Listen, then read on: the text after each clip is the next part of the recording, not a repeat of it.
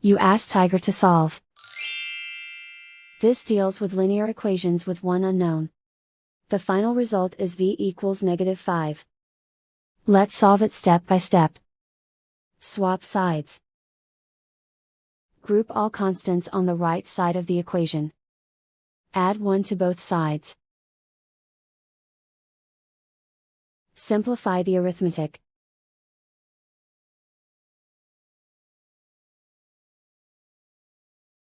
Isolate the v.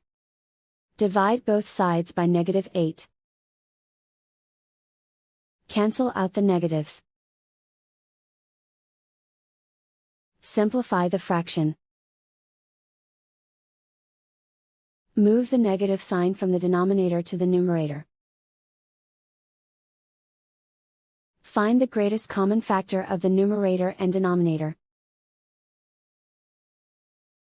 Factor out and cancel the greatest common factor.